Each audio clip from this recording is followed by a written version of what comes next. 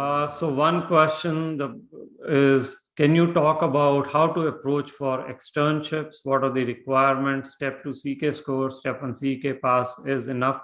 So it depends on the location. If you are applying directly to the universities, always look at their website.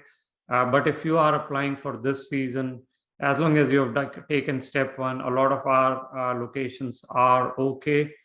They will be able to get you the rotations. Obviously, if you have taken step 2 CK, that helps, but that is not a requirement. Step 1 pass is enough. Next question, is research LOR at a university better than externship LOR or at a clinic? Excellent question. I think you need both. You can get as many LORs as possible, right? You can get 15 LORs. You should have, if research LOR, why not have it? But remember, outcomes from research are also important. If you just have done 5 months of research at a university, but you have no outcomes to show for it, kind of the quality is compromised. But still, I would think a research LOR is a good LOR. However, you cannot have 4 research LOR. So when you're asking, is research LOR better than an externship? I would say get 3 externship LORs and a research LOR. Don't go for private clinic LORs. They are just not helpful. At least get a affiliated clinic so that the letterhead is a hospital letterhead. And you can look up our website for that. Passing score has been increased of CK, like I mentioned, from 209 to 214. Does it impact those who have low scores in CK? Obviously, lower scores are going to be detrimental, but there are other aspects of your profile that you can work on, like research, maybe step 3 to improve it. Step 3 versus observership at a university, which will make an application stronger. Provided one has LOR from the US. It's a tricky one. It depends on which university, how much observership. If you have 1 month at a university observership, I would say go for it. But step 3 depends on the profile, would be very, very useful for you. So I'll have to see what this is, but step 3 will definitely help. And why do one over the other? You could do both. Can we apply to the program if program specifically mentions YOG less than 5 years? YOG is a soft filter.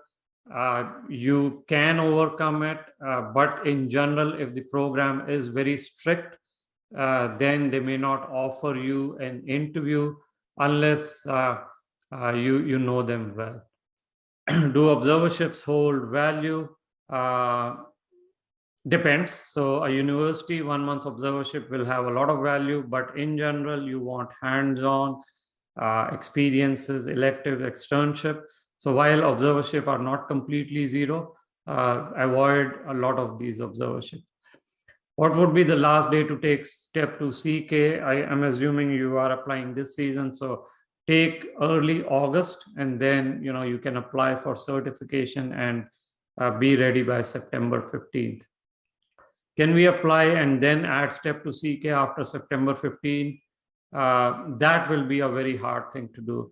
If you take CK after September 15, your application is not considered complete. It will be very hard for you to get the interviews. You cannot make changes in your ERAS CV after September 15, so you cannot add publications after September 15. LORs you can upload. Will programs download the LORs after September 15? Hard to say. But if you are doing rotations with us, we'll make sure your LORs get done on time. If someone who hasn't given their step 1 yet, what is the best timeline to follow, and when should we preferably join Sarthi? If you have not done step 1 yet, I think it'll be hard for you to apply for this season. You should consider, unless you have already done CK or you're very prolific, when should you preferably join Sarthi? So typically we start enrollment in January for the subsequent match. So now enrollment is open. If you're applying for this season, you can join after step 1. If you're applying for next season, you can try joining us in December this year or early January. I want to carry out rotations in the US. Any idea of the visa which we are given right now? Most rotations you will get B1, B2, but we are not attorneys. Check with your consulate. I think it is B1, B2.